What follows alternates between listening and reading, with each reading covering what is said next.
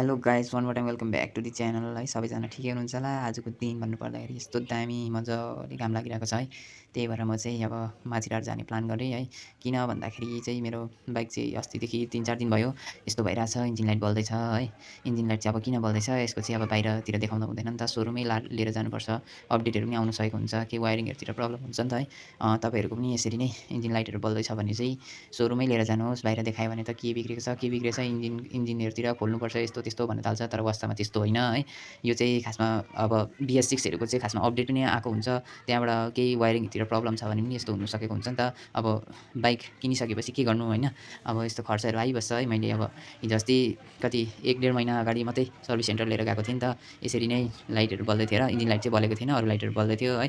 अन्त अहिले चाहिँ मेरो 2-3 दिन भयो यस्तो बल्नु थालेको छ। त्यही भएर म चाहिँ अब साथीकोमा जाँदै अब भोलि चाहिँ सोरुम जान्छु भनेर निक्लेको नि त है।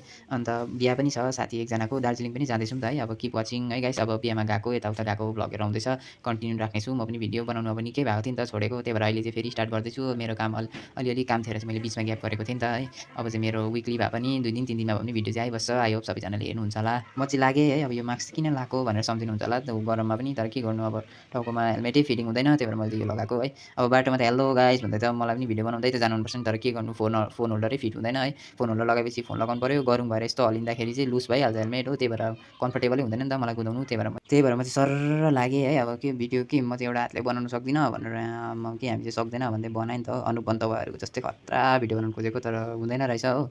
मैले खासमा डल्लै बाइक निकालेर बनाउनु खोजेको, यसरी टाउको मात्रै आयो। बनाउने हुँदाखेरि झन्डै लडिनँ मात्रै हो।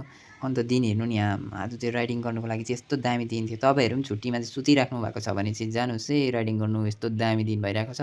तपाईँहरू चाहिँ घरमा सुतिराख्नु भएको छ भने चाहिँ लु छिटो छिटो उठिहाल्नु पऱ्यो। यस्तो दामी छ दिन, हेर्नुहोस् कस्तो घाम लागिरहेको छ। फाइनली म चाहिँ आइपुगिसकेँ माझीटार है 2 घन्टाको बादमा। त्यहीँ जुत्ता हेर्नु सक्नुहुनेछ, डुट्टु एकदम पानी झरीले नि त।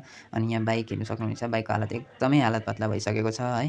अनि यहाँ ब्याग हेर्नुहोस् न, ब्याग मैले यस्तो मजाले बाँधेको थिएछु कि 1 सेन्टिमिटर पनि अलिकति माथि तल भएको थिएन छ। तपाईँहरूको पनि बाँध्नु छ भने बोलाउनुहोस्। र यो लोकेसन भन्नुपर्दाखेरि चाहिँ खानीखोला, जहाँनिर चाहिँ ट्रेनको एन्डिङ स्टेसन बनिँदैछ सिक्किममा, त्यहाँनिर हो। र सबैजनालाई see you in next video, bye by.